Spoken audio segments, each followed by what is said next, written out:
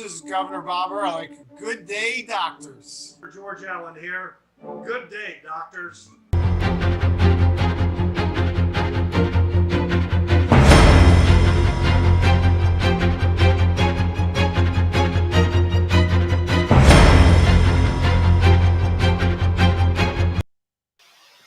Good Friday evening, everyone. It is Dr. Potts, the Political Architect Show.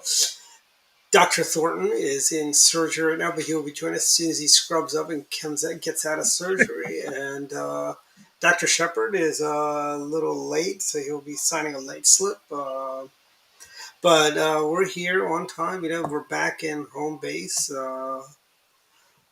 Lovely Montgomery County that's about to raise property taxes on everyone, and don't want parents to know what they're teaching their kids in schools. But I was in Florida for the last 2 weeks. Oh, excuse me. I'm still getting over the drive. It was a long drive coming back. But yeah, one thing about Florida, it's a lot more fun. And saw a lot of old friends and people and stuff like that. And I got to finally go to Kelsey's, which is a really good, if you're in the Cape Canaveral area, there is a lovely little pizza place called Kelsey's. I don't think it's a chain, but the one I went to is the original, and they actually have the best pizza because Bats and I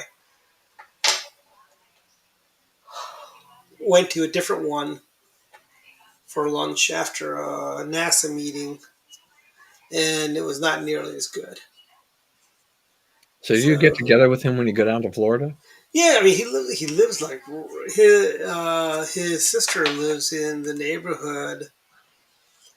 Hey, Susan, welcome. And Rich.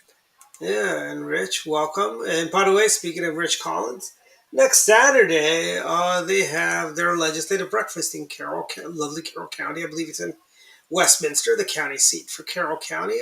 Rich, I'm sure you can post here where people can go buy tickets for your legislative breakfast, where you can see our old friend Dr. Chris Tomlinson is one of the legislators. He joined the State House. And he will also be our speaker next month, the Republican Club speaker next month for Pizza and Politics in lovely Olney, Maryland. He's going to give us a legislative wrap-up. So drop in the link, Rich, whenever you're ready for the legislative breakfast. I'm sure a lot of our viewers would love to come. It's a low price. I believe it is, correct me if I'm not going to say the price until Rich mentions what the price is. And it'll be wrong. Yeah. And the Red, White, and Blue dinner they released ticket sales. And it is Dr. Shepard. Welcome. Hey, how are you guys? So it's not in Westminster. Sorry for the tardiness. No problem. $45 for single. Yeah, $45 for the legislative breakfast in Winfield, Carroll County.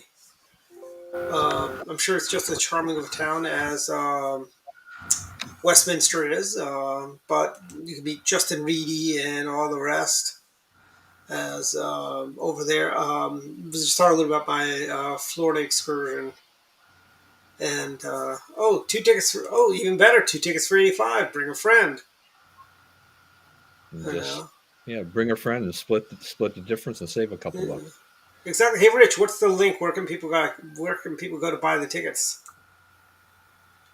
But he just keeps coming. This is like you, Dwight. This is like you promoting an event. It's like I know this is great.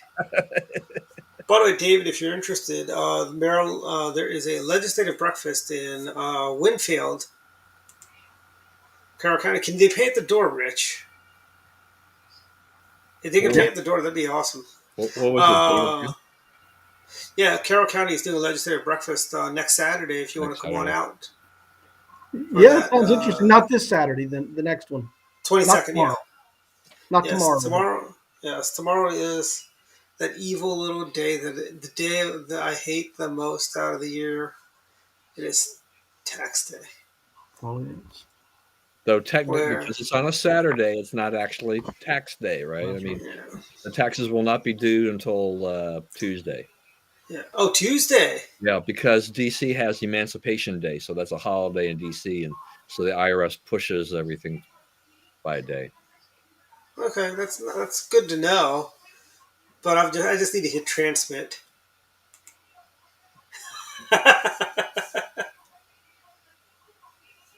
Yeah, I don't think there's any what conservative loves April 15th or thereabouts, like when they have to Yeah. file their taxes if they're actually going to have to pay the Oh, Fed. door opens at 8 a.m. Well, this is policy related. I wanted to mention to you guys, maybe I'll get some sympathy for this or some understanding. I think Virginia's become a lot like Maryland in one way. Is Virginia's a hands-free state. Hmm. So when I drive my car, you can't hold a cell phone, can't have an electronic device. Well, stupid me, a few months ago, I picked up my cell phone off off the seat. I was frustrated. I was dealing with something. To look at my cell phone on 66, and then lights went up. He pulled me over. Well, the reason I mention this is this happened a few days ago that I dealt with the court case and it was done. But I realized that it's sort of changed in a way, almost Maryland-like. I remember we didn't have mandatory seatbelt laws, but um, the case Well, well, was you guys had fine. mandatory seatbelts for a while, probably, because you're about the same age as I am, so you probably had them when you were in high school. Remember they used to do those assemblies where they show all those people who didn't wear their seatbelts. They go through the windshield and show all those gruesome. Yeah, yeah. But the court went fine. I just paid the fine, but it was quite the experience. I hadn't been in traffic court in like 20 something years, but Yeah.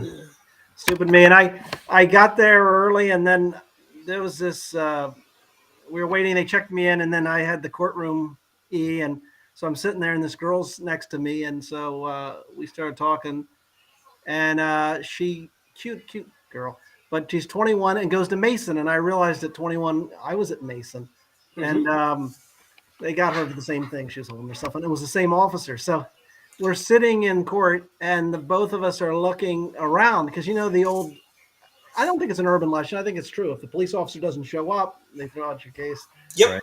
So we're like looking around for him, and we don't see him. We don't see him. But then he came in, and so he was there, and it was fine. The judge was fine, but it was sort of my brush with the legal system. So my traffic record is still pretty good, but that means my streak of 20 something years without getting a ticket's now gone. So, um, anyway. But anyway, I apologize for stepping on. No, that's fine. I would say, No, I mean you bring up a good point though. In general, it's just I mean sometimes I do wonder about these traffic court things. Is that whether or Yeah, not you have a bunch of officers in the various jurisdictions who basically are they just kind of specialize in infractions, and they know yeah, they're just gonna block off their time to appear in traffic court, where others probably are just too busy to deal with that stuff. yeah, For those that decide to fight it and whatnot. But yeah, I mean, you're still lucky that Virginia hasn't become totally like Maryland, because Maryland mhm. is like California. So yeah.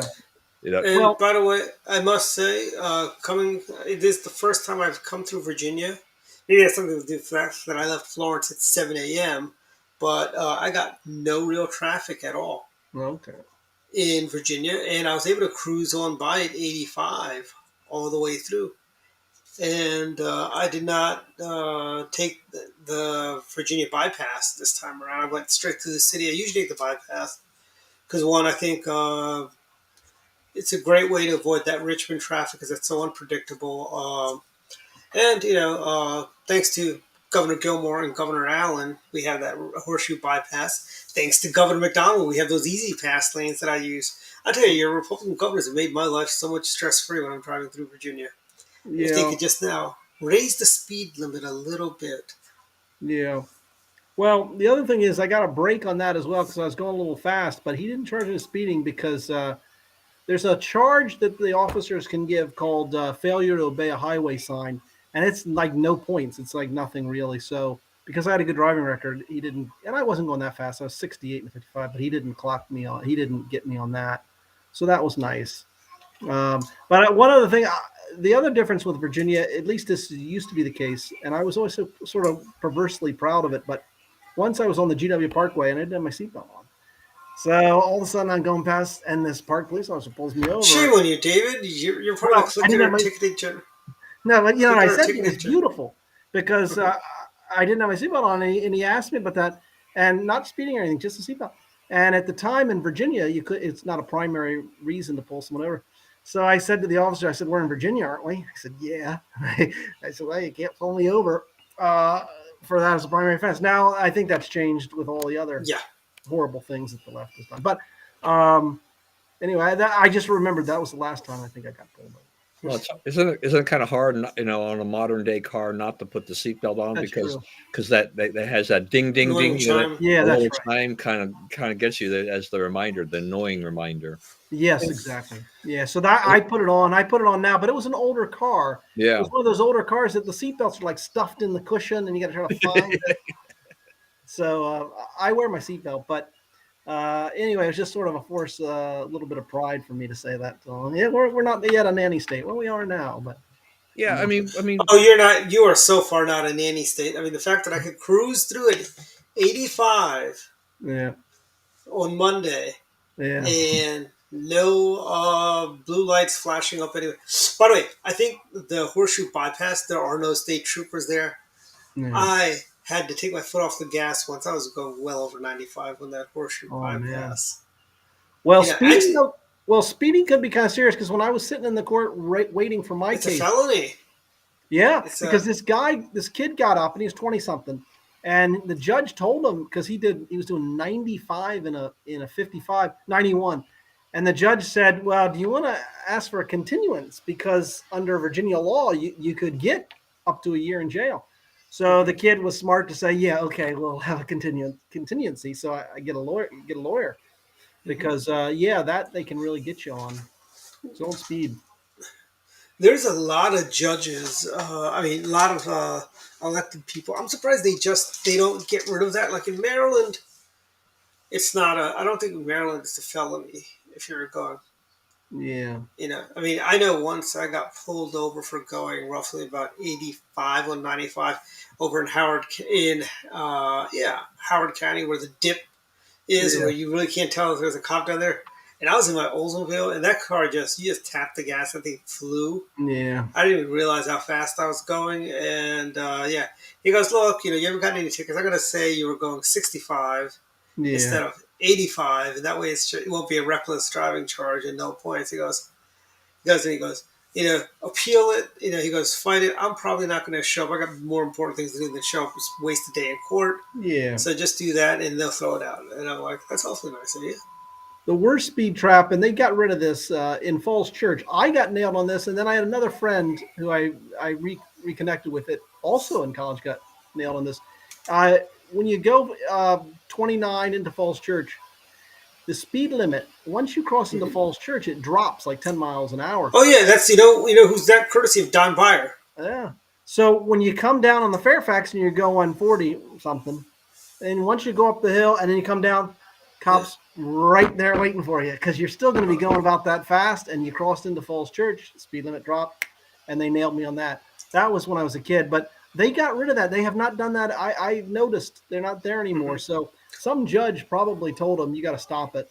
That's but you know where they have the ultimate speed trap? That's on K Street, just as you go underneath Washington Circle, where unless you ride your brakes, you are not going to be going 35 or 25 miles, whatever the speed limit is in DC, and that is just a cash cow because they probably make millions of dollars there. Yeah, because every day people going home, they get nailed there. I've been nailed there. It's like you people, like you want statehood and you pull this kind of nonsense. Just think how bad you would be if you were a state. Yeah, exactly. I don't like cameras. I really don't. I mean, call me paranoid, but I don't think they should be. I don't want cameras. I mean, if a police officer's there and spots you doing something, that's one thing. But I don't like the cameras. I don't know that they're going to manipulate it, but I just don't want. Well, I tell you this: what speed cameras have done is they made cops lazy. They used to have to set up speed traps and catch people. Now it's just I Yeah. remember I got a ticket going to CPAC once when Marco was speaking there. And I'm like, just give me the damn ticket and let me go. I need to get to National Harbor, you moron. I've got more important things to do. Yeah. Isn't there like a donut shop you should be frequenting this early in the morning? Yeah. But it's one of those things. It's like, I mean, I think, as a yeah, I mean, I don't like cameras either. And if you're, the one of the worst places in Maryland, as far as I'm concerned, is the stretch on Connecticut Avenue yep, between past the the East West circle, Highway and the Circle, because Mm. in each direction in that short span, there are two cameras Yeah. and within a they mile of have each other. lasers, so they can tag more than one car at once. So Yeah. it's just really it's really crazy. I mean, the only time you can really go fast on that road is like late at night or early in the morning when there's no Yeah. traffic. The Mm-hmm. rest of the time, the road is relatively clogged, so you can't go a whole lot above the speed limit anyway. You Yeah. know it. But DC's cameras are worse because DC charges so much; their fines are so high. $50. I You think know, it's $50. yeah. Well, I mean, yeah, I mean, and the red light cameras can be like 200 or something, and Yeah. It's so it's their commuter test. it's kind of ridiculous. I mean, how many times do people, slam the brakes on at the last second to try to avoid getting any kind of, red light or And speed penalty? Right. AAA did a study Right. And then they that get hit from behind, but then when they should yeah, have kept going. Yeah. and that's caused more accidents since they've had these red light cameras. Yeah. There's the intersection actually in Falls Church, was at the bottom of the hill where people slam the brakes and somebody comes in behind them, pow. Yeah. So Because they're so paranoid I about have the cameras. USAA insurance, and we're on a program where which they launched last year, late last year, and that is that by using they monitor your driving based on your phone. You basically sign up and everything like that, and then it tries to determine whether or not you're the driver or not. But you can change it if you're the passenger, not the driver. You can change that, or if it wasn't really a drive after all, there's a little bit of an honor system going on there. But they'll give you up to a 30% discount on your next 6 month bill.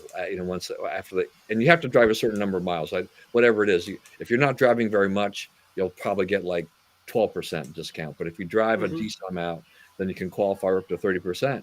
But it rates you on hands-free calling. If you're touching your phone, if you have harsh braking. So the problem with that is that sometimes I have to make a split-second decision: gun it or stop. Yeah. Right? If it's safe enough that I don't think I'm going to get tagged with a harsh braking violation on my app, then that's fine. But if I think I do, I mean, it's like I'm going through there and then hoping I got everything timed enough that if there is a red light camera, I've made it through without triggering that. Yeah. So it's not a perfect system, but it's been kind of interesting to deal with it because it's actually done a pretty good job of determining drives and who the driver is and stuff Mm-hmm. like that. But I don't know. I mean, what does all of this stuff say about your hands-free calling laws, the seat belt laws and stuff like that, in terms of things that we didn't have, when we were younger. At least Yeah. I didn't have it when I was younger.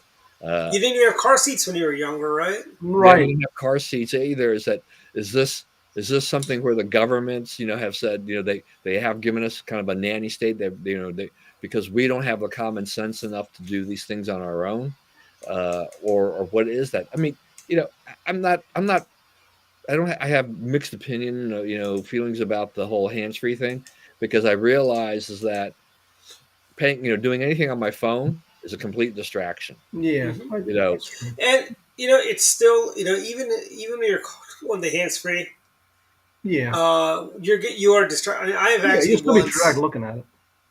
Yeah, well, no, I mean, I tell you, I've it's hard to engage in a conversation while you're driving on the beltway, yeah, because you better be paying attention when you're on the beltway or some of these busier roads, because yeah. you can get into an accident really quickly. But if you're trying to concentrate on your conversation, you'll lose track of where you are on the road. So it's like, I if anybody happens to call me when I'm driving, it's like, never answer it. Yeah. Oh, I tell you, I had a friend of mine. He was coming over, and He drove right by my house because he was talking to someone on the phone. He forgot to turn into. Yeah. Then I see, I'm like, okay, maybe someone else has. He had it's one of those common cars that everyone's got. Maybe it's someone else. No, it was him. He turns around, comes back. I'm like, it is distractive and driving, but also a lot of news in DC this week. Also, Wait, just for Rich's comment, what's the answer to this question? yeah, Rich, what is the answer? I want to say it's got to be an Eddie Murphy, like maybe Beverly Hills Cops or one of those movies. No, that was not. What was that Beverly Hills Cops? Yeah. Okay. I mean, there's another thing that Rich is saying there too, that we used to get a lot of those. Yeah. Yeah. Exactly. So, is that a clue or is that your cousin? Are we going my cousin? Was this a my cousin Vinny, or did he just leave? What is my cousin? Whoops. There we go. That was the answer. Was my cousin Vinny? My Great cousin movie. Vinny. It wasn't Fran Drescher in that movie. I'll I think she was. go back. Yeah, Danny was in there. Yes. No, it was That is- Marissa Tomei, right? Marissa Tomei was Oh. kind of made her, kind of really brought her Yeah. out. Right? That's right. Huh. Funny Because movie. I always thought Fran Drescher had some really bad movie that was similar to that. Wasn't Fred Gwynn like the judge in that? Or Yeah, something? that's right. Yeah. Yeah, that was good. Oh, Fred Gwynn He's is buried buried in in- Westminster. Is he from Maryland, Rich? Huh. Interesting. Famous Yeah, well, celebrities buried in Maryland. That should be a Jeopardy question. Famous celebrities buried in Maryland. And F. Scott Fitzgerald. F. Scott Yeah. Fitzgerald in Bethesda. I know every time I go through Rockville. Yeah, you see his grave. So why was Fred Gwynn buried in Westminster then? Maybe he's from Westminster. No, he's not from Westminster. Yeah, no, Rich said no. That's interesting. Is he from Maryland or did he live in Westminster? Yeah. It's not exactly a place you would think someone like that would get buried, but interesting. Maybe got some sort of deal.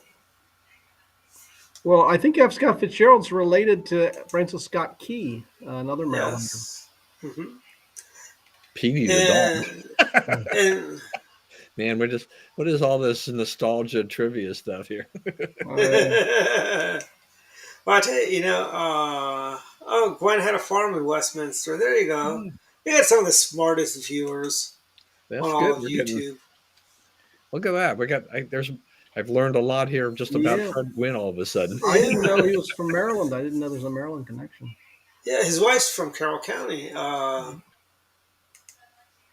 And you know who else calls Maryland home is Pat Sajak. Okay, yeah, that's right. That's right. Yeah, He lives in Annapolis, and he's a Republican. yeah. I I thought Dwight, you were going to just go into famous Blair alumni or something here. No, he didn't. No, actually, I should be on that list of famous Blair alumni. I should be. You know what's funny? There's a friend of ours that was on there. I'm like, what did he do? Then you read and he died.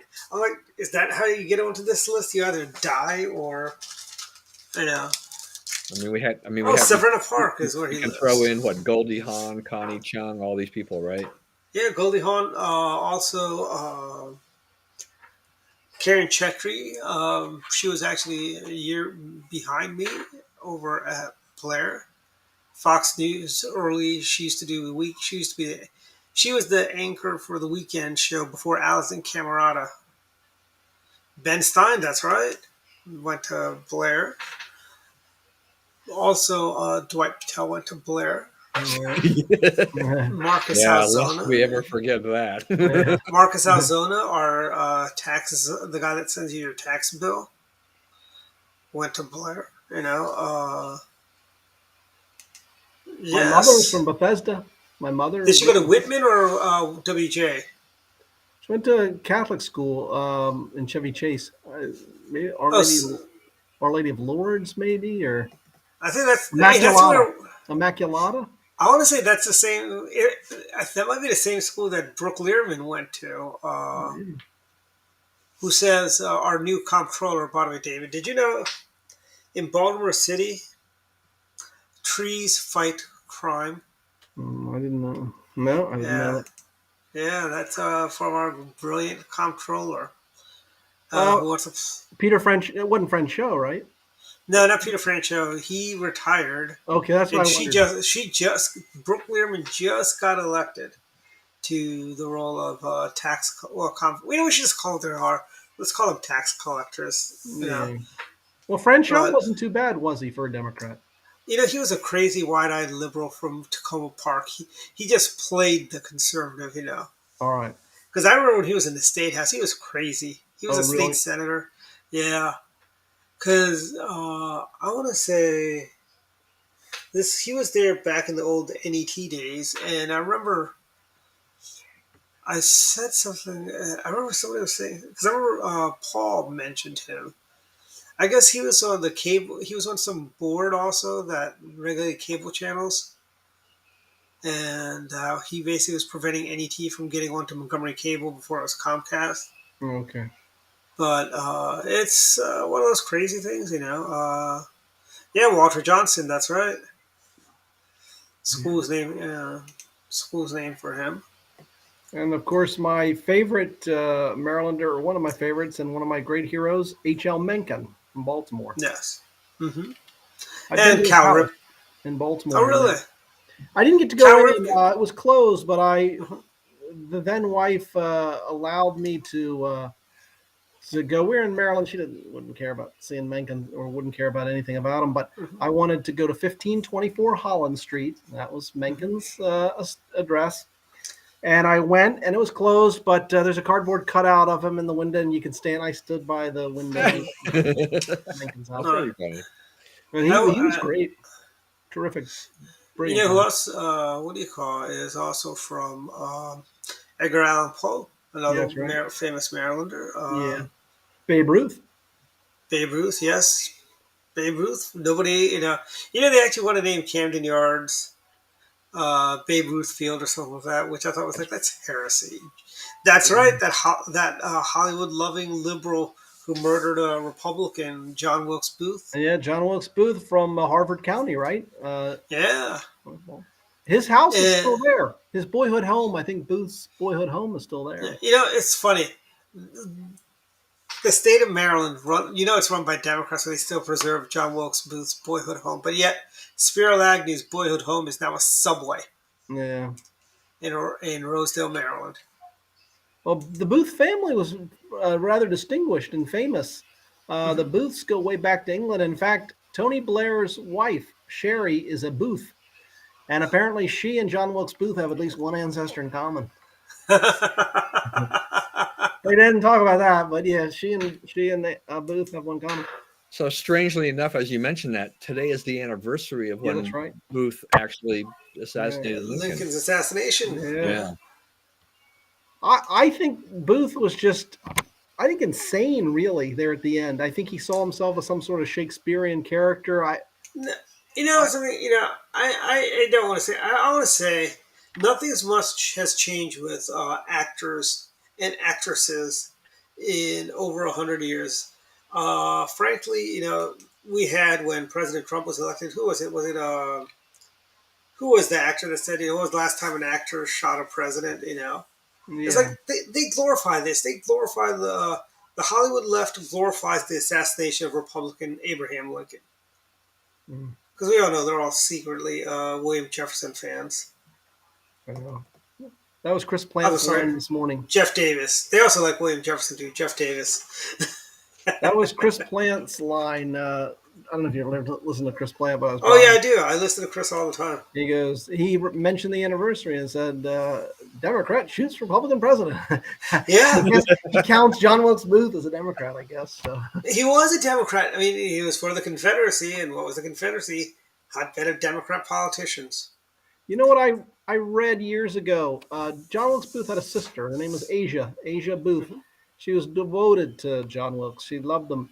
And when after the assassination, of course, the family, Booth's brother said to her, he's dead to us now. Of course, don't mention him again. And it caused problems in her marriage. But secretly, she wrote a book about her brother, sort of in a defense of him, not in what he did, but just him as sort of a person. And it came out way after she was dead, and then there was a book about him. I forgot what it's called. I read the book years ago, and it was almost sort of touching because she tried to talk about their time together and tried to come up with some nice things to say about him. I mean, like I said, she didn't defend what he did, but and the other thing is, it was odd, is not odd, but she wrote a letter to Boston Corbett, who was the guy that shot and killed Booth in the barn. And in a way, she expressed thanks because it spared the family a trial and Booth, John Wilkes, a trial. Yeah, So saving the anyway, taxpayers a lot of money. yeah, probably. But I tell you, the other thing, the Mudd family is still around in southern Maryland. Famous Marylanders, yes. St. Maryland, St. Mary's County, I believe, or St. Mary's friends can correct me if I'm wrong, but they are still trying to clear the name of Dr. Mudd. That's right. And the other thing, who got what a great movie, The Ordeal of Dr. Mudd. I saw that years ago. I remember when you grew up around here, so you remember when Channel 5 was just a Sinclair station, and they would have cartoons, and they do the Thursday night movie. That's where I saw The Ordeal of Dr. Mudd. Yeah, I saw that. That was a good movie. Yeah. I was a history buff, so I liked that as a kid. But the one person I think I got a raw deal in all this, another Marylander, Mary Surratt. She didn't know about it. Yes, she was involved in plots against him, but that was during the war, and so it's understandable, if you're in a civil war and he's the enemy. But in terms of that day, Booth had learned that morning that Lincoln was coming, and then that's when he hatched the plot. I don't think he ever talked to Mary Surratt. But see, she got a military tribunal. That wasn't a regular, normal trial. And when her son came back years later from Canada or wherever they found him, he was given a trial. He was acquitted because, he had a normal trial. It wasn't a military tribunal. So some think that legally it was easier for him to beat the rap. But and Mary Surratt, Catholic too. Lots of Catholics in Maryland because it was Maryland's a Catholic colony. We were we were fleeing the heel of the despot. Yeah, Queen Liz. Yeah. I wonder if King Chuck's going to apologize for the treatment of Catholics in England. I don't know. I don't think a lot of people are all that interested. As many people interested in the coronation, based on what I've been seeing, either. Right? I mean, Biden's not going. Yeah. Who's that? Biden's not going. Yeah, he's not going, and I guess Kamala. I don't know who he sends, but Joe Biden won't be there. But you know why? Because Joe Biden, he's basically standing up for Michael Collins and his Irish heritage. He's not going to go. He's not going to go to the descent, to the land where they, subjugated the Irish people for centuries. It's funny, he claimed to be Puerto Rican, remember? He said he basically grew up in the Puerto Rican community. So I guess I know. Now he's an Irishman. So, all right. The Capitol steps when Hillary Clinton was running for Senate, I think, they did this funny bit where,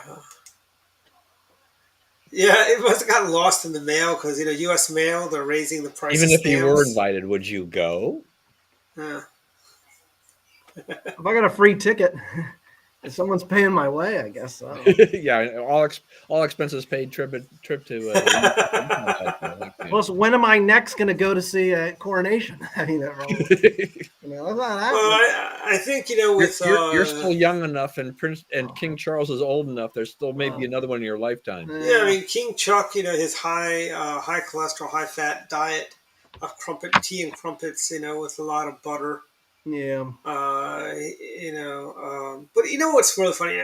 I remember when Queen Elizabeth had her Jubilee last summer, and the announcer at BBC goes, "There'll never be another monarch that's going to have a Jubilee." And I'm thinking, if they would just skip over Prince William, make him the king, and he could get close to having a Jubilee.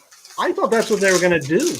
I didn't think that Charles was going to make him king. I thought they might do that, skip over to the son. But yeah, well, it's just a symbolic role, Yeah. And it's funny. It's tradition. My first ex, she was big into the royals, and we went to London and we did all that. Went to Did you try to Buckingham make the? Palace. Did you go see the changing of the guards and try to make the Yes. guard laugh? Did she try? Did she do a Lucille Ball where she tries to make the? Oh no, I didn't. I remember that episode, but no. But it was kind of an interesting thing. But you stand in line for a while, you stand there, and then you hear the horses galloping up, and so it's a nice experience to do once. Yeah, But yeah. I remember I remember the first time I went to England. I was probably about 7, 8 years old. We did the whole London thing, Buckingham Palace, Trafalgar Square. We did the boat ride up and down the Thames. mm, I was very disappointed they don't let you. They really don't let you into a lot of things. Like here, we go into the United States Senate all the time. It's the People's House, and they yeah, have really restrictions on when you can go into Westminster Abbey and stuff like that. yeah, But it's so if you go to England, remember you just can't. There isn't much to do other than shop and go up and down the Thames and the Tower Bridge and the museums, and yeah, there's a lot. yeah. Tower, But the Tower of London was fascinating. I did like that. it's registered as a ship, right? Pardon? The Tower of London Bridge is registered as a ship I didn't. by Lloyd's of London. Yeah, Oh wow, it's a that's what beautiful the guy on the bridge. boat. That's the guy on the boat said when we were going down. So You know, God knows you if it's true or not. you guys may feel the same way, but and I'm an Anglophile and I loved England and all.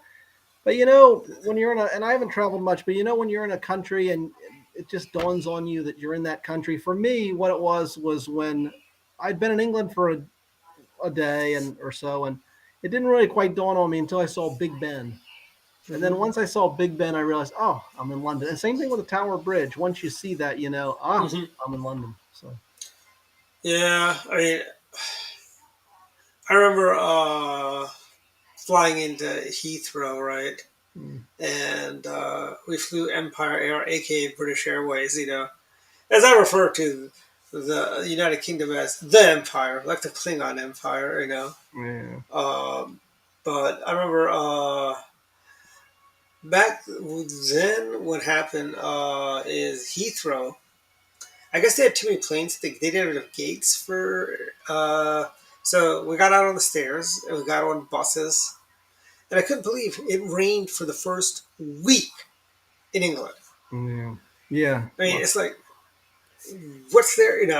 Well, that's the thing about traveling to the UK. It's just that there's always a high risk of that kind of that rainy weather there. If you get some decent weather, you're really really lucky. I mean, mm, we we were in London. Gosh, I guess it's been almost 8 years now. But this, yeah, we did all the touristy stuff. We signed Hey up for the Susan, was tour. there a lot of gunfire in London when you were there? You kept thinking it was No, Baltimore. I mean, guns. You don't have. I mean, you can't No, have you can't have guns. Susan. You know, No, Susan they said she carry kept thinking I was knives. in. She said she kept thinking she was in Baltimore. That's why I had to ask. Were there a lot of No, gunfires and car? Were you carjacked?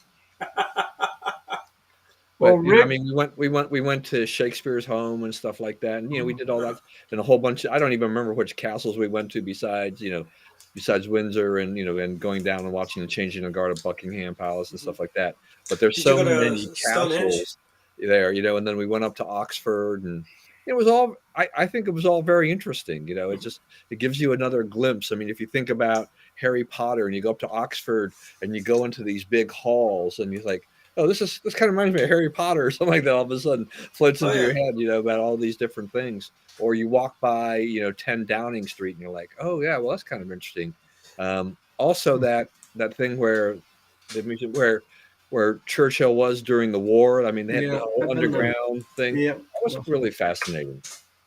yeah. It's a And great as country, great city. it is, I mean, did you guys go? Did either of you ever get to Stonehenge? No, I Yeah, never did. Stonehenge. The time we went to Stonehenge, the weather was okay, not great. Well, do you guys remember the Time Life books commercials about mysterious places that they used Mm, to have back in the 80s?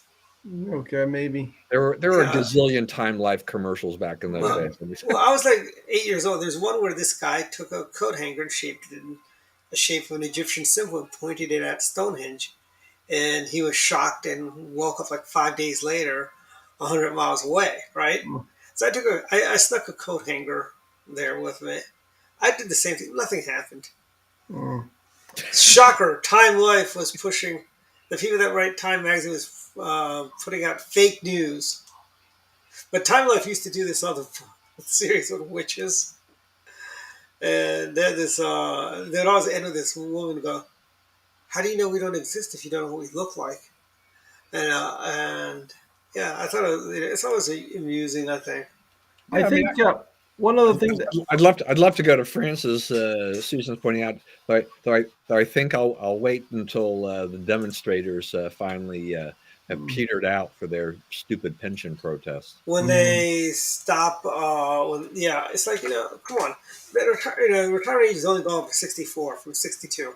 yeah, I mean, people are going to be working a lot longer. I mean, you're going to live a lot longer. It's not 1935. I mean, Well, also the French also take. I mean, collectively, even if they retire at 62, it's realistic. If you take all the time off that they've gotten throughout the year, yeah, the entire month of August, banker holidays, and all that other crazy holiday stuff they have. 35-hour work week if you're working 35 hours a week. Yeah, so it's like you're really retiring at 55 or 58 or Yeah, 59 is what it comes out to. yeah, So think of it this way: you're still retiring at 62, but you're really going to be 62 because it's going to be 64 because you still get all that time off.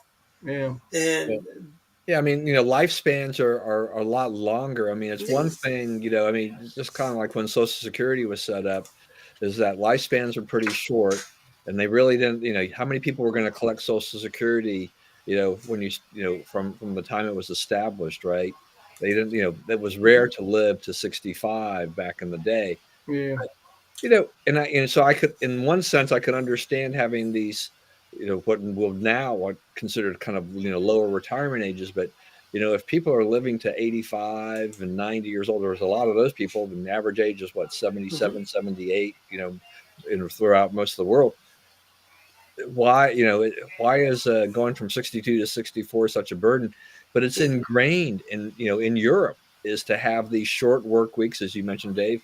Yeah. And they go, how many friends that or relatives you had in Europe, it's like they're always on holiday. Yeah. Oh yeah, let me tell you. Like, and Yeah. it almost is like they're on holiday again. What's Yeah, Yeah. and I think Yeah. I mentioned this before. One of my companies, one of our first contracts we won was with the British Embassy's Ministry of Defense in D.C. Right, and I'm being a morning person. This is our first contract, so I'm there, with my team. I get there at 7. My team strolls in around 7 or so, and then the residents of the Empire show up around 10:30, 11 o'clock. One, they're chain smokers and they don't take showers. For crying out Mm, loud, you're living in America, mm, take a shower. Because mm. that is a horrid smell. Cigarette smoke and, yeah, BO. yes. You're not good. And they go, all you Americans are all a bunch of workaholics. No wonder you die so soon. I'm like, Mm. really? I don't think now, post pandemic, we're quite as workaholic as we used to be. And Yeah. if you want workaholics, go to Japan and Korea and places like that. And, so they are, let me tell you, the Japanese work ethic, the South Korean work ethic, you know, they're like G.I. Joe, they stay until the job's done. Yeah. They're not like, oh, it's 5 o'clock, I gotta go home. Yeah, I You. mean, though, from my perch, I mean, I just think that that's fine. I mean, those societies are extremely competitive. The education system, Yeah. the kids And have that's got to why, do and well that to is go to the why best they schools and defeat all this stuff. Godzilla. But The but your Japanese are able to but your defeat but your Godzilla. social life, your family life suffers a great deal, comparison to what we have. Mm, Mm-hmm. They just don't have. I mean, they have what, one kid, maybe two kids on the average. mm, They just I've got my cousin's daughter is they're living in Korea right now because her husband works for Coupang, Mm-hmm. online coupon thing that was started in Korea several years ago, and I think they've got four kids, and so it's like, this is like they turn heads all the time when they have all these kids running around, because it's like you just don't see that in Korea. And mm, they also have taken the train to go, when they were initially living like in a hotel, to get to church on Sundays. It's like all of a sudden you've got like a family of 6 going to church using the subways and trains. Mm-hmm. Unheard of. mm, I know it's like, I know I have a friend of mine who lived in Tokyo for years. And I was just amazed. He goes, how nobody really owns a car in Tokyo. It's expensive to own a car. And the You parking know, probably. yeah, it's like being in New York City, I suppose. Yeah. But yeah, I know this has turned into our travel segment show, so to speak. But I do want to cover one thing, and I'm a little irritated by this. Okay, Dan Snyder. Mm. Remember when he was a quarterback and he threw all those interceptions? No, that wasn't him. Dan Snyder took out his checkbook, he bought every player that they asked for. Yeah. And everyone's blaming him for the losing season. How about I let's don't blame know. the He bought a few players? players they didn't ask for. Yeah. Yeah, but in the beginning, like Deion Sanders, right? Everyone is excited about Deion Sanders. He got the best, of the very best, of best, and he, like I don't think he was that bad. I think he gets a bum rap because one, he's a Republican, uh, and that's and basically they want to blame the. Why would you blame the owner for the team doom? He's paying everyone on time. They're getting their, from what I can tell, he's not missed payroll. You know, Perhaps it's the players. Because it's not even the coach. He had great coaches. Everyone from who was the first coach? Was Spurrier It the was first North coach? Turner first, and then he got rid of North Turner. Turner. Yeah, I think and he his got I think his mistake there is had Schottenheimer, which was good, but then he got rid of Schottenheimer. Remember, they yeah. finished up like with 8 wins that rest of the season. They I started know. coming on, and Well, then I think Schottenheimer just said, "Look, I'm not going to take all your dictates. I know about football, you don't." And he got rid of Schottenheimer, and then it Mhm. was downhill from there. He had a bunch of sort of Well, nobodies. Joe Gibbs couldn't even Well, save the Gibbs, franchise. The yeah, second coming of Joe Gibbs. yeah, Actually, that was the last time they went to a playoff when Joe yes, Gibbs was there. yeah, You know, uh, well, you think about all the assistants that have been in Washington and how much success they're having now as head yeah. yeah. coaches. Look, Snyder, never a big fan of his, but he stepped up and he put he put the money out there and bought the team. Um, the He supported problem the with a lot mission. of He these supported the owners, family. look, one is that sports writers today, this liberal mindset of sports writers is that they try to equate that team owners have got to be saints, in Yep. essence, and particularly if you tend to lean a little more conservative and you're not quite lily pure, they're going to go after you. I mean, there's I've heard some commentary on some sports shows on ESPN where they're like, well, you absolutely have to finish your investigation of Dan Snyder, the NFL, No, you Mm. don't. or even though Snyder's selling the team, what does this say about ownership? Well, I was thinking about, because I was thinking about this today. I mean, how many owners have we known in the last several years of different sports franchises? Donald Sterling in San Diego, Sarver in Phoenix. They were forced to sell their teams. All the pressure on there, but they had put up their own money, but they succumbed to the public pressure about this, that, and the other. I don't think it was fair. I mean, Sarver, he sold his WNBA and NBA franchise for $4 billion. You know, it's crazy that Josh Harris and his team, those guys are going to pay $6 billion for I will say the Redskins. I will not call them the Commanders. Yeah. Was Snyder? Part of the problem is that he's a lot like Jerry Jones and some of these other guys. He does a lot. He interferes a lot with the management of the team and the player personnel, and he's had some decent coaches, but he's also had some terrible general managers that have made Vinny Serrata. have assembled some of the worst teams, and they've signed some of the worst contracts around. They've overpaid for players that didn't perform. Uh, I don't know. I mean, hopefully this just clears the decks. We'll just put it behind us. I'm tired of all this nonsense about Snyder should have stuck to his guns and never changed the team name. But all this other stuff came out, and maybe we start from square one here. But Harris is. I mean, the thing is that he's not. He's not a DC guy, right? I mean, No. so Well, he owns the Glenstone Museum. yeah. I mean, I would have preferred if Leonsis or somebody like that, some DC guy, would have come in there and bought the team instead. Yeah. And Magic Johnson. Well, You he's know a who's minority partner. That's fine. I Yeah, don't know. and you know who one of his partners is? Amorosa. Because Really? if Emerosa was partners with him. If you remember the Capitol Center, he bought that area and developed where the Capitol Center used to be. David, you probably remember the Capitol Center. Oh yeah. You're old enough to remember that. Oh yeah. And they developed that area, and Emerosa was one of the partners on that project. And she has, so I can't wait till the Washington media goes after Magic Johnson for being friends with Emerosa, because they do Hmm. guilt by association. You know, So I want to know if you're paying $6 billion for this team, which has been a terrible performer on the field. You know, how much money are you expecting to get out of television rights to help you fund your team versus having to jack up your ticket prices for which people don't really want to go to your games anyway? The and no, not Snyder, I mean, the new owners. Snyder managed to turn a team, into one where you had a waiting list for 20 years to where Yeah. people don't even want to go to the games for the Yeah. most part. Well, Yeah. here's something else for you about the Redskins. When they were bought, they didn't have a winning season the previous year. It's not like they were like winners and they became losers. I think they had two losing seasons. The last two, maybe 3 years when Jack Kent Cook was the owner, Yeah. uh, they were losing. They weren't, and they just continued the losing streak. It's like I've seen this every year after year after year after year. I mean, I think Redskins fans have got to be feeling like Cubs fans these days. Um, It's never been easy for me to be a Redskins fan. It's just I am definitely a fair weather sports fan with a lot of things because sometimes Mm. the teams just drive me crazy. I never liked the If Redskins. you're an Orioles fan, sometimes you want to throw your head against the wall too, just because I know. the Angeloses, they don't really, they make money, you know, Yeah.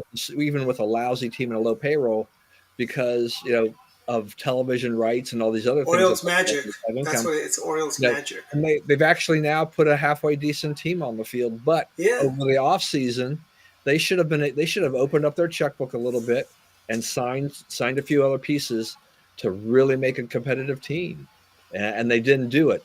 How the Orioles are going, how they do in the division this year, I don't know. Maybe they'll be fourth place. Will they win Well, 80 games? I don't even know if they'll win 80 games or not. It's a oh, long I season. think the Orioles they'll be better than 500. And you know what that means? The new MLB, slightly above 500 means you're a playoff contender. Yeah. Well, not in that division. Only when they start expanding the playoffs even more so. I was also wondering,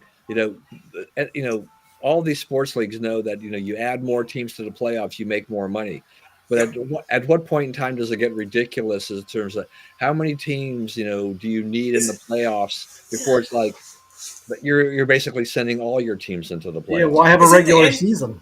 I mean, Is that hockey's been kind of like that. There's only a handful of teams that usually don't make it to the playoffs in hockey. yeah? Yeah. And look The at the 1980s NBA. Capitals. NBA now has the play-in games, right?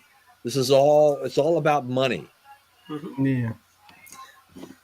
But it's and we did have as our sports and travel and entertainment show, we did have a lot of political news happen this week. Joe Biden went to Ireland. Oh. I wonder if he was, and I heard he was looking for a shamrock shake while he was in Oh. Ireland and he couldn't find one.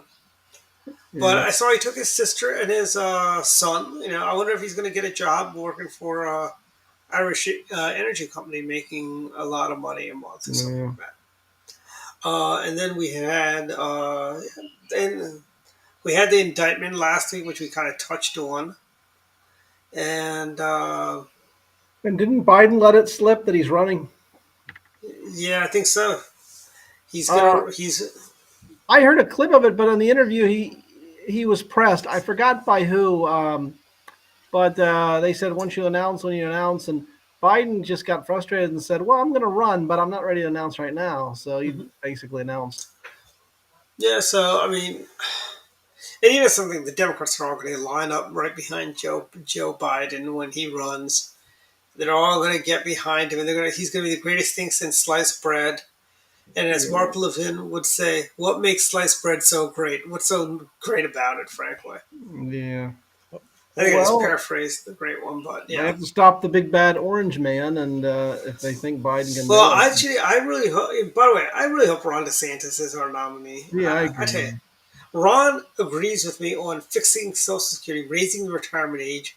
Yeah. Uh, you know, I was in Florida, and there's a couple of commercials against Ron down there. He's got the real Ron DeSantis that they're airing here now too. I saw, Yeah. but he's got another one. Where he goes, Did you see did you see the pro DeSantis thing? Was that it looked like Ed Rollins was in that thing? Yeah. Pushing draft DeSantis Yep. 2024. Yeah, that's coming out. I think they're releasing it nationally next week. Yeah, but I mean, Biden, great. He goes to Ireland, and then he has to finish it off by telling them to lick the world. Hey, by the way, what did he say? Why did he talk? Why did he bring up Jesse Helms? I remember I saw that, and I didn't catch all of it. I did remember Jesse Helms was a very bad man. He didn't like African Americans a lot. I didn't hear what he said. I don't know.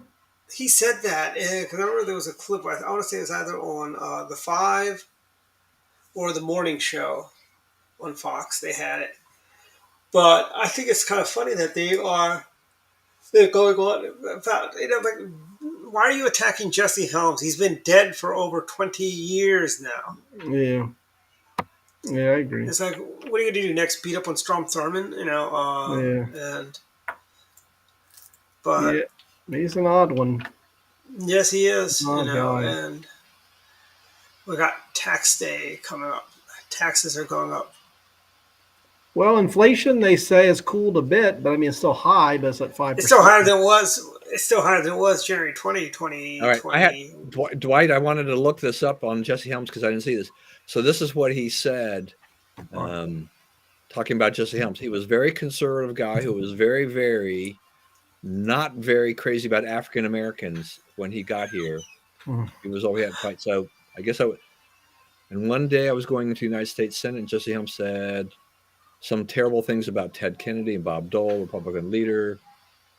I don't know. It sounds, I don't. It sounds like based on I'm reading his transcript that Biden was kind of all over the place anyway. Yeah, sounds like a Joe Biden comment. Yeah. Plus, most people don't know who Jesse Helms is. Why bring up someone that most people probably know who you're talking about? It's like and only a handful of people know who Jesse Helms is. People like myself and so on. I mean, when you start throwing back old names, I mean, and stuff like that.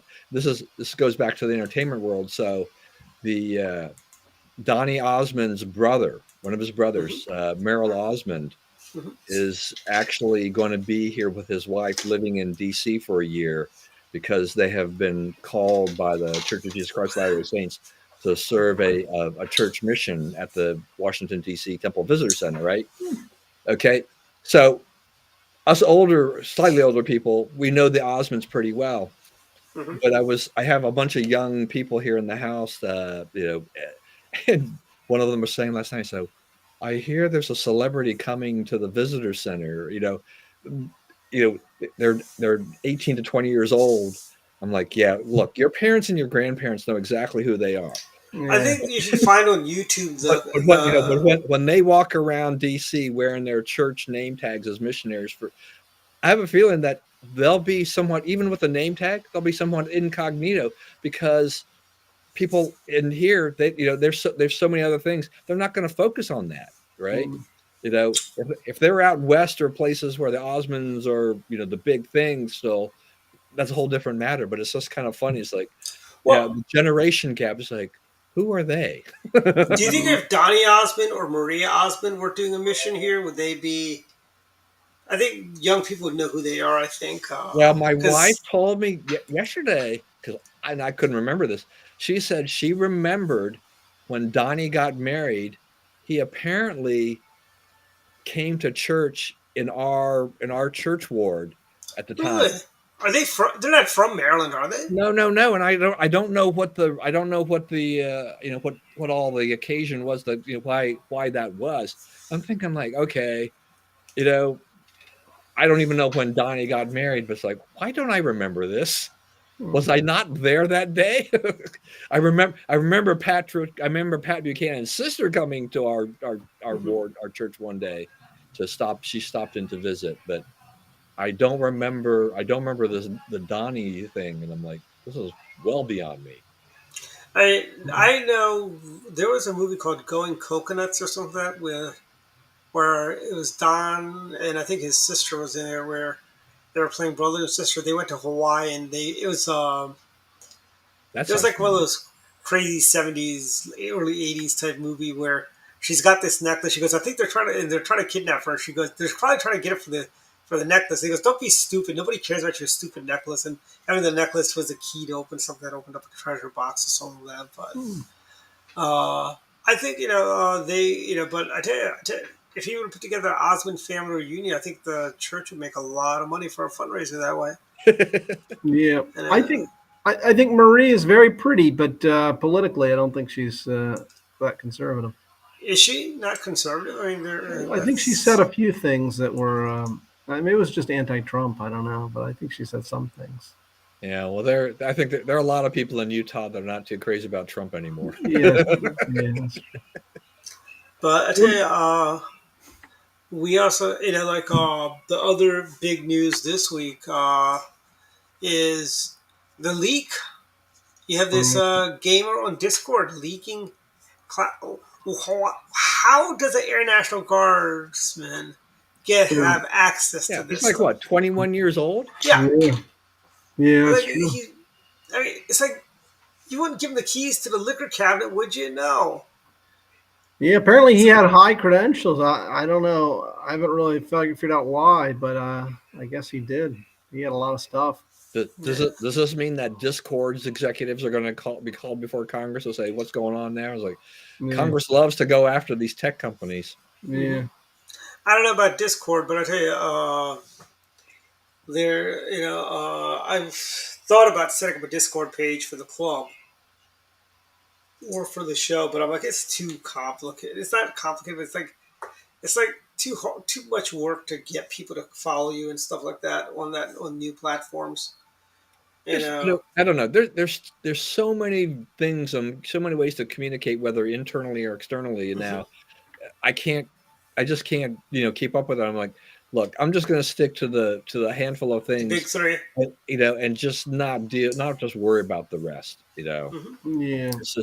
There's just way too much stuff out there, and then there's Parler giving up, their Twitter clone, conservative Twitter clone idea.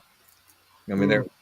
Oh, they got bought. Parlors. They got bought, and the new owners shut them down. And they issued a statement talking about, it was like trying to be the conservative Twitter clone is not a viable business model. Um, Truth Social is now kind of filled. I think that's what sucked Parlor out. Also, Well, Parlor having but Parlor having their who's servers on shut True down. Social? A lot of people went to Mastodon and came back because that wasn't real viable for them either. A lot of people went to Gab too for a while, but then Gab. Gab just, Is I that, think is it, I think I'm on is it, Gab there's also. also, what is it? Is it Rumble or something? Rumble, yeah. yeah, Rumble is like YouTube. Then there's MeWe, which sounds like a Chinese company. Mm. I think actually Rumble's not doing terrible bad. I mean, the thing with True Social is that, you know, the SPAC, that's supposed to take care of that and take the company public. They haven't reached that point yet where they're doing it. And I think they've gotten a few extensions, but I think they're going to be out of time, sometime this year. That if they don't actually go, full and with the and take it fully public and go through with the investment, they're going to have to return the money to the investors. Though I think the people at this stage were going to lose a little bit of money if Mm-hmm. the ones that bought in over the initial price would lose if that had to happen. Um, but I mean, there were a lot of people who just like, they're diehard Trump fans, and they saw that they could own a piece of a company that Trump was going to be a part of. They wanted to get in on that, but Yeah. then the market kind of turned south, and tech had a little bit of a swoon, and Yeah. market I just never soft got on it, for so the I don't know numbers. much about it. I'm on Truth Social. It's not. It's like it's like any social media platform. You got to kind of work it, so to speak. You Yeah. can't just join it, and it's just become so. I don't even tweet anymore. I used to tweet but I got I tweet every now and then, but it's just not, I don't tweet much at all. I Yeah. used to Instagram a lot, and I haven't done it much in like last 2 weeks. I really haven't touched Instagram. Yeah, I'm not really on anything anymore. I got off Facebook. I do Facebook Messenger and Hmm. Twitter. I don't really do much on. I'm not a Hmm. big Twitter fan. It just seems so many obnoxious people on Twitter, and I figure, man, I'm not gonna engage with a lot of these folks. So Yeah, I'm Well, just, it's that. I've got one guy on, and I don't tweet a ton either, but I'll do a few politics, a few things a little political, but other things will be about baseball or other yeah, things that come up, just things that pop up. And I got this one guy, if I make a certain political comment, he's usually coming back with something, but I refuse to engage him Hmm. yeah, because I know where that's going to lead, and it won't be yeah, into Yeah, a good place. It's just like yeah. It's kind of like I could block him, but that I don't want to do that either. He's annoying, like once every 2 weeks, and that's yeah, how he's But this thing about Twitter, I mean, Musk, I give the guy credit, for following through on a bad deal. I don't think he was ever serious about buying Twitter to begin with. He threw up that whole price, and then he hmm. got then he was forced to really pay the full price that he had set forth for it. You know, yeah. it's worth a fraction of what he paid for. But that whole Twitter blue thing that he's turned into this, you want a blue check mark, you got to pay all this money to get the blue check mark. And now they're up to, if you've got Twitter blue, you can now, your tweet can now be 10,000 characters. It's like, yeah, are you kidding me? Oh But yeah. New York Times lost their Yeah. blue check mark because they stopped paying. Oh really? I mean, I think it's been hilarious about how Twitter, they labeled NPR like state sponsored media. Yeah, And I think yeah, they did the same thing to the BBC.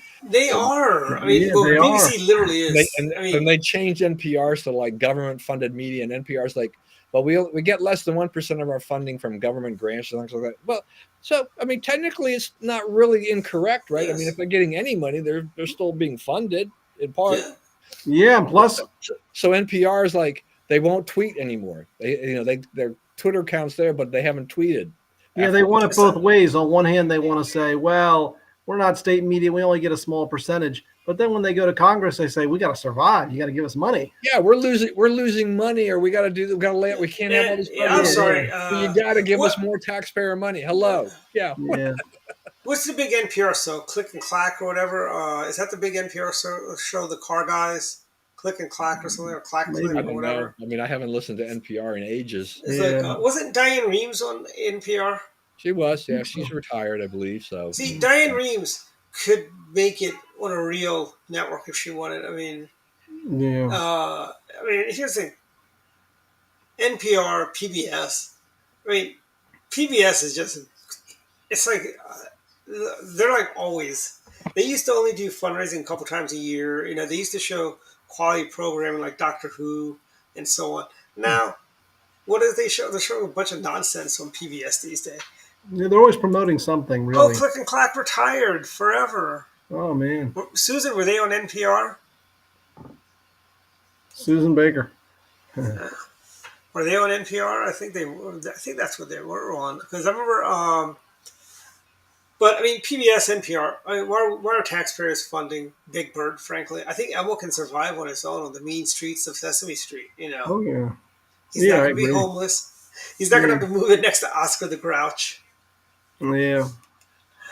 By the way, well, I'm I mean, surprised. those things. I mean, things like public broadcasting, national public radio. These things. I mean, they've shown that they can attract money from private sponsors, corporations, and things like that. And they have a limited number of that at this point. They could probably get more money out of these guys, but they're feeding at the government trough. They're like, well, why do we have to? We still want to be able to go to Congress and plead poverty and say we need all of this stuff. But Yeah. when you're getting taxpayer money, you're also extremely inefficient. They spend a lot of money on offices and staff, Mhm. and they're just not operationally efficient at all. And then they make a big deal about, oh, we've got to lay off all these people because we're Mhm. losing money. It's like, well, you And here's probably the didn't need most of those people to begin with. Hey, Yeah. PBS gets money from Pepco and a bunch of other big companies around here, and then foundations and so on. And donors, individuals, I guess, and drive. viewers like you.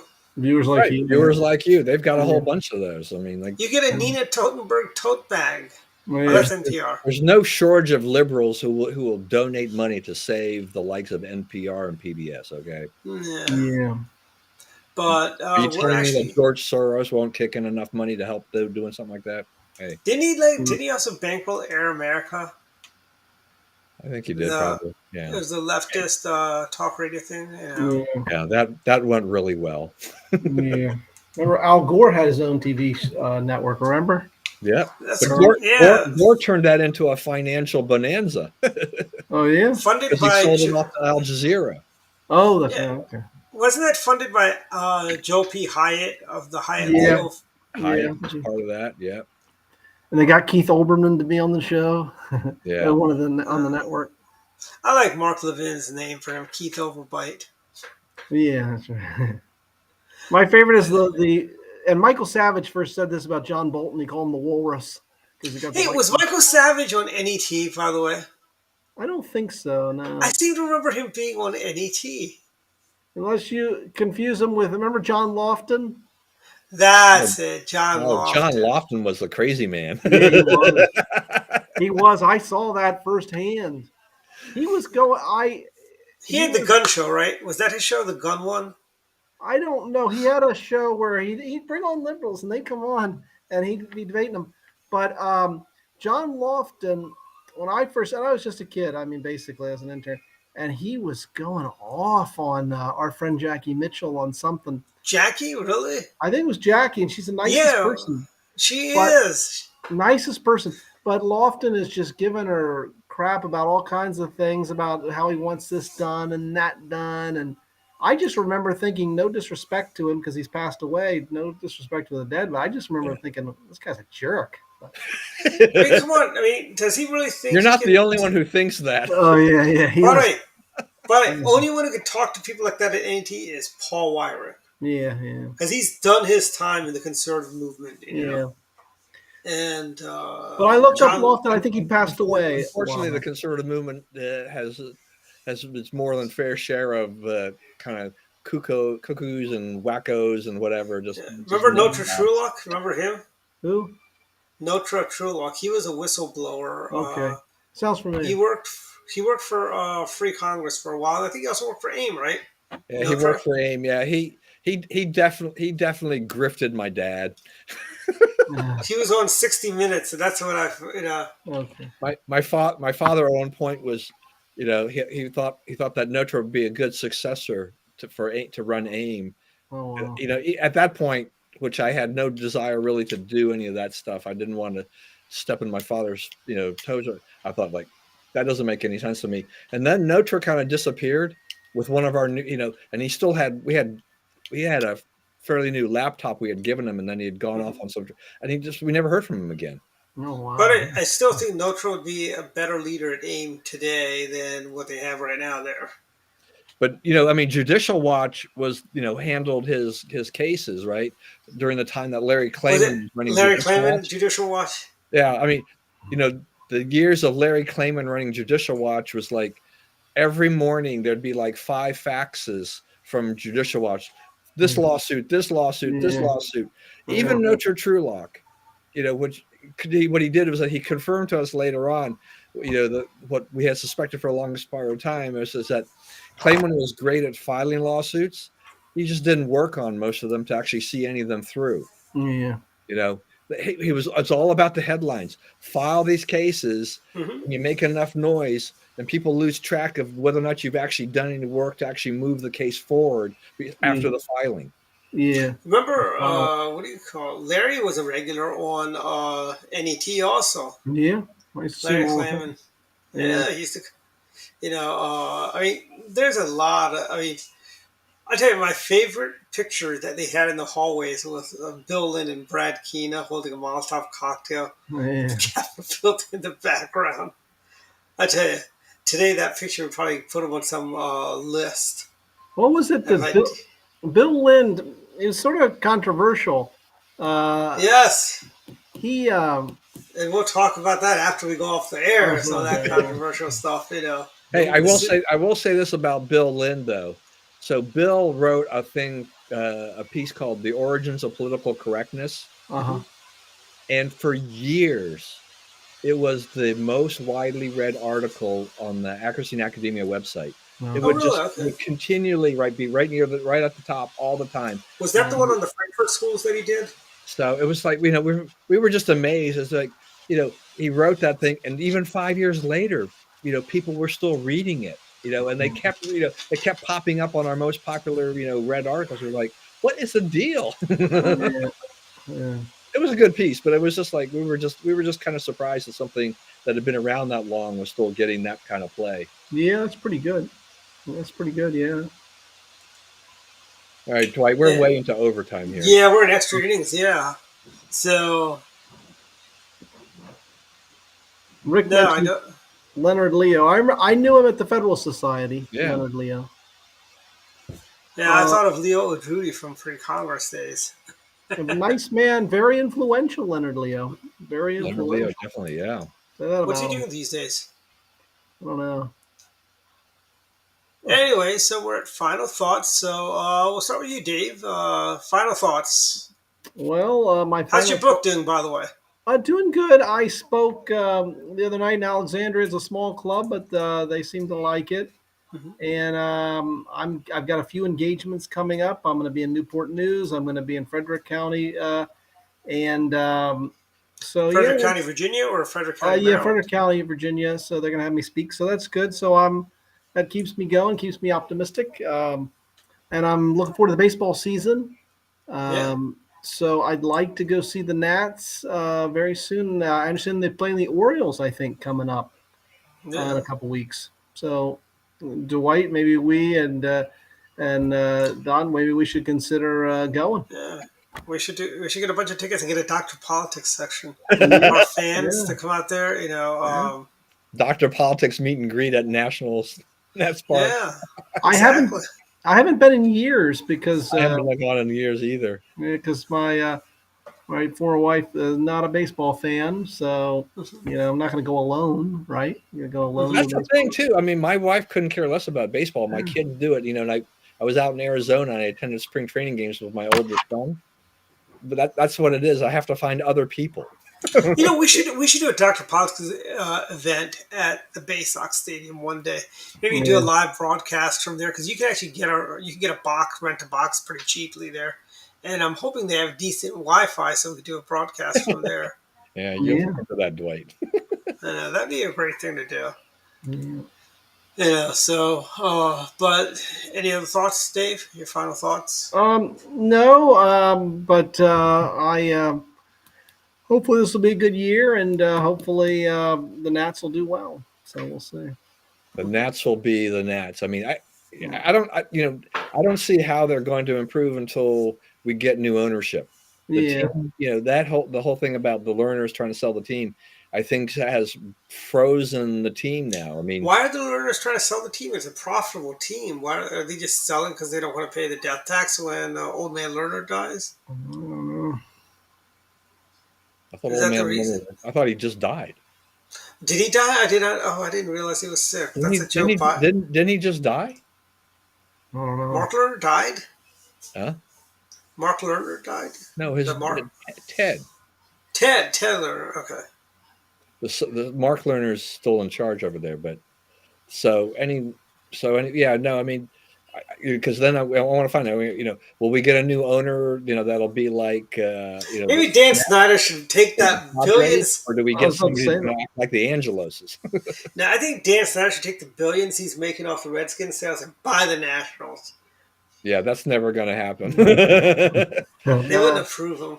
Yeah, I don't think they'd approve. You actually have to get approval by the other owners to buy it. So that'll never happen. I know. His biggest supporter would have been Yankees owner, former late Yankees owner George Steinbrenner. Would have been the biggest advocate for letting Dan Snyder buy the Nationals. So I want to ask Dave a question as a baseball fan. Oh yeah. Atlanta Braves have got they've done a fabulous job.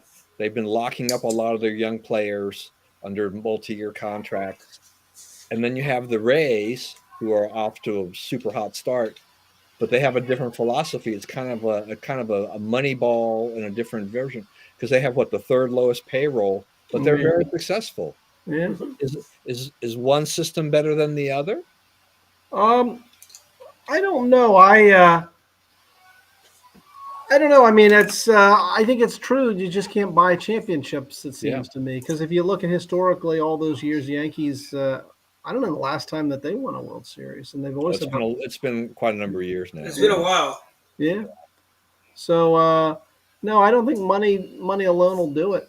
So, And look at the Padres. I mean, their liabilities are something like on the books are going to be like $1 billion with all these yeah, players that they've signed. yeah, How do you do that?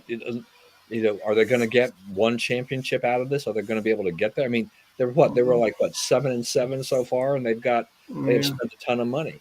yeah. A So lot of these guys are going to feel like Enron shareholders at the end of the day when they put up all this money and their team doesn't go anywhere. Yeah. I'm sure. yeah, see, that's the thing. I mean, I really like what the Braves have done because, they decide, you've got a guy who's 22, 23 years old, and they play him, and they're like, oh well, he looks like he's got a great deal of potential for next several years. Sign him to an 8-year contract at a very modest pay rate, and chances are it'll be a team friendly contract. Uh, the Rays don't mind. The Rays aren't locking people up, but they're very good about evaluating players. I guess is that, and so that even if they lose somebody to free agency, they find somebody else they can plug in there at for cheap. Yeah, well, this is why Dan Schneider wouldn't be a good baseball owner because he would continue just to try to buy all these old players that had good records. But I don't know. It always seems to me that when I was a kid following Yes. baseball, whenever they bring in the big stars, the star then has a bad season. It seems once they get the big Yeah. contract.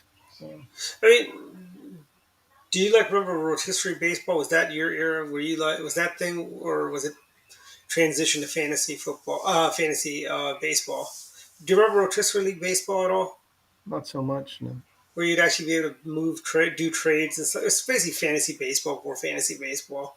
That was a lot of fun. A lot of time, and you had to really take a lot of time. You had to go through do research. It was before the internet, so you Yeah. actually had to do the research and read the papers and all that stuff.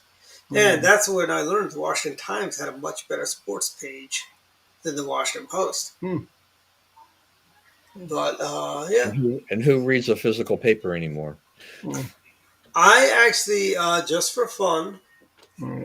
I got a thing in the mail for a free I think it's like 8 weeks or 6 weeks if you buy something Washington Post side. But I tell you, the Washington Post has really shrunk. The Sunday paper is like the size of the regular weekday papers. The Oh, Monday Washington. yeah, they've thinned out over the years. I mean, I'm paying $29 a year for the digital version of the Post just so I can check in on a few things once in a while. But Yeah. that's about all it's worth to me is $29. But I tell you, the paper. I mean, the old Monday Washington Post. They used to have a really nice business section Yeah, where they have all they the. eliminated that years ago. Yeah, I know. It's like why are they? And they wonder why nobody's buying their crappy paper. Maybe if you would bring back some of the stuff, the comics section is a lot smaller than I remember. Like they used to have a TV guide. They used to have a bunch of stuff. They killed their Sunday magazine this past year or so. I They mean, killed. it's a different world. I mean, I don't blame them. It's a completely different world for news consumption. I mean, yeah. So And I think it's one of those things. It's like yeah. I mean, things are changing. Times they are changing. As what's his name would say, Bob Dylan. Bob Dylan. Yeah. But here's the thing, times are changing, but things are always getting for the better. I'm not one of those pessimists who think, oh, the good old days. The good old days were good, but today is pretty good too. And as my granddad would always say, every morning you wake up, it's a good day. Yeah. So Provided it's any not in other, a jail cell, but yeah. yeah. Any other final thoughts, Dave, Don? Final thoughts? final thoughts. We've got the NRA convention in Indianapolis this weekend, and so a lot of the presidential hopefuls are speaking. I saw a news article earlier today that um, Mike Pence spoke and it got a lot of boos. Hmm. Um, apparently, I guess it's the Trump people who aren't happy with him. So, So Mike Pence is an honorable guy. He is a yeah, really good guy. I Yeah. mean, he tried to stand up for what he thought was right, and the Trump people at the NRA didn't like that. So it's like, Yeah. but and there will be a lot of hopefuls. Some will be there in person, others will be there on video. But I don't, I just kind of wonder. I mean, the NRA's they've had a rough road here for the last few years as to Have they whether or cleaned not. up all that corruption that Colonel North found uncovered over the NRA, or do they still have all that I'm just, corruption? I just wonder whether or not the NRA is anywhere near as effective or influential as it used to be. And I mean, I think that, I think these people are going there, because they still think they still need to be there. But I just don't think that NRA has got, carries the weight that it used to The anymore. power is now with Gun Owners of America, Mm. and our friend Peter Wyrick works Yeah. Oh, good. Or even Second Amendment Foundation with Alan Gottlieb. I think they're, yeah, exactly. they're more scandal free and they're working hard. Second Amendment Foundation, I will give Gottlieb a lot of credit because as a lawyer, I mean, they've gone in and done a lot of gun lawsuits, really challenged these jurisdictions. So I think they've done a very good job with that. Yeah. So that's one thing.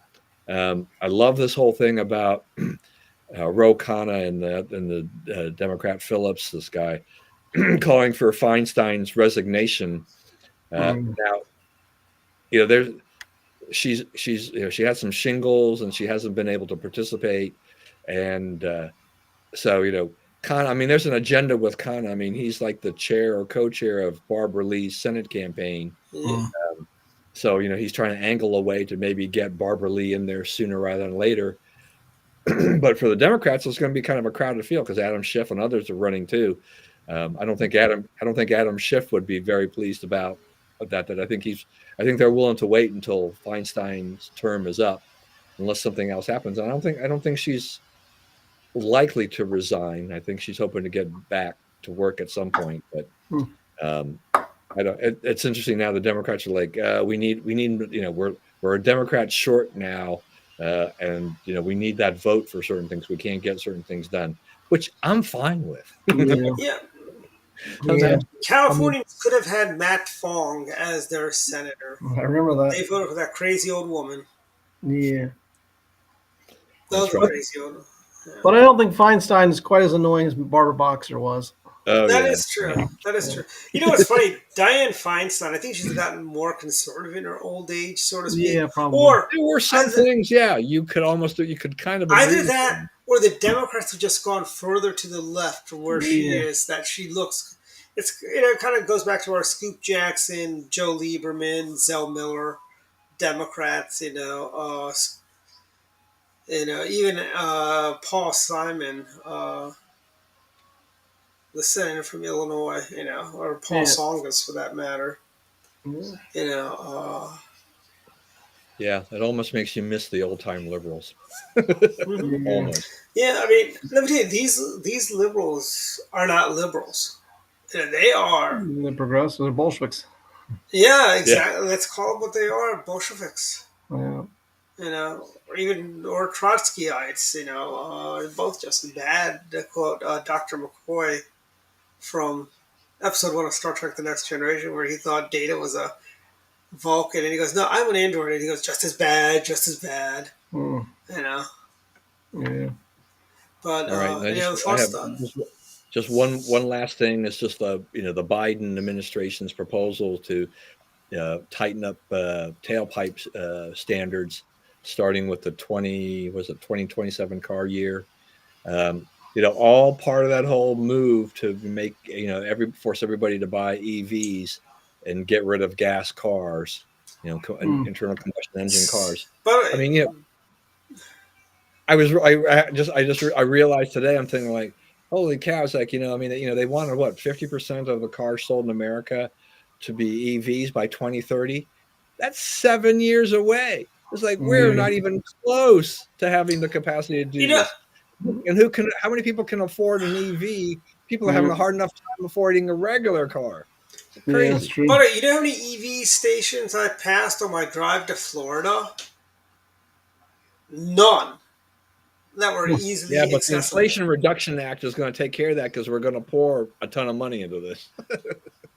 You know, and Mm. honestly, it's like reminds me of the other day on the Five, Geraldo Rivera's boasting about he's bought an EV Bentley and he's not taking the $7,500 tax.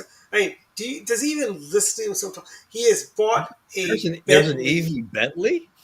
Yeah, Geraldo owns it. You know, Hmm. and I'm thinking like that is I want to say Bentleys are what around $150,000. I mean, of Okay, course, holy cow! So here, I called this up. This is from May of 2022. One version of Bentley's EV will cost 260 grand. Yeah. It'll have 1,400 horsepower. So if you can afford 260 grand, you can give up the 7,500. Yeah. no, but my point is Don't this, need right? that. He may not Yeah. even qualify it based on his income anyway, right? Yeah. My point is Yeah. this, and Geraldo goes, I've always owned a Bentley. I'm like, you are such an arrogant little prick.